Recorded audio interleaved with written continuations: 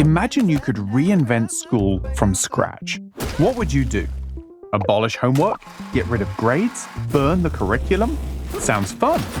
But what would take their place? How about the freedom to study whatever you please, at your own pace, in your own space, even in your pajamas? In fact, something like that is already happening. Nowadays, we can learn about anything, anytime, anywhere. Just get online, download a podcast, or watch an entertaining YouTube video. So in this new world of TikTok tutorials and Wikipedia rabbit holes, it's worth asking ourselves, is old school education becoming obsolete? While many people today can't wait to get out of school, historically the hard part was getting in, with entry usually reserved for the privileged few, mostly men, mostly rich. As recently as 1900, 2/3 of people worldwide had no formal schooling at all. And while those numbers improved dramatically during the 20th century, there remained a fundamental problem: scarcity. There are only so many seats in a classroom or books in a library, and anytime somebody takes one, more people miss out. But with the dawn of the digital era, this began to change. The ability to copy and share data near infinitely made information more accessible than ever before, creating the potential to revolutionize how we learn and make education truly universal. Now, digital technology has upended whole chunks of society before, like shopping and entertainment, but schools and universities haven't gone the way of blockbuster video. So, why not? Well, it turns out education isn't just about information. Sure, lectures and libraries do provide that, but only as raw material for education's ultimate aim: building understanding and practical skills. Think of it like this. Anyone can look up what E=mc² means, but really understanding it, let alone putting it to use, is something else entirely.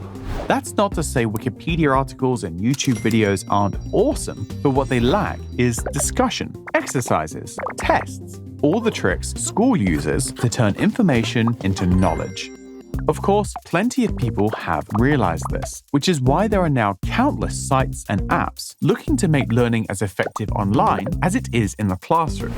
The most promising of these approaches happens to be the one with the silliest name: MOOCs, massive open online courses, which provide reading materials, lectures, forums, projects, exams, almost all the trappings of traditional education, but to thousands of students, all studying remotely.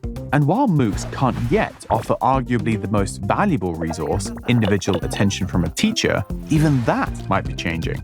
Artificial intelligence is already being introduced as an assistant on some platforms, while for independent learners, AI can act as a private tutor, planning courses, setting problems, and giving feedback 24/7. So the internet is great for accessing information and getting better at helping learners turn it into knowledge. But for many people, that's worthless without a piece of paper to wave at employers. So how does online learning stack up when it comes to qualifications? Well, first off, for plenty of careers, a strong portfolio speaks louder than any diploma. If you're a coder, artist, or writer, for example, then the internet is great not only for learning skills, but also showing them off. And even in fields where employers do demand some kind of certification, online learning is finding its feet. Many MOOCs are run by real universities, letting you earn credits from Harvard or MIT sitting on your sofa, while some independent platforms award their own microcredentials, bite-sized qualifications that let you prove specific abilities without committing to a degree. Now, this is all very promising, but there are still kinks to work out. Many people find MOOCs quite lonely, for instance, which might partly explain their high dropout rates. And AI tutors come with problems too, like that pesky "sometimes they just make stuff up" issue, and the risk of making things too easy. Being able to ask ChatGPT anytime things get tricky sounds great, but in education, difficulty isn't a bug, it's a feature. The challenge of remembering a fact or solving a problem is what makes the lesson stick. So if AI is doing the thinking, are you doing any learning? Until these hurdles are cleared, online learning will remain a promising supplement rather than a wholesale replacement. But perhaps, will the internet make school obsolete is the wrong question. A better one might be, how can the internet change what learning looks like?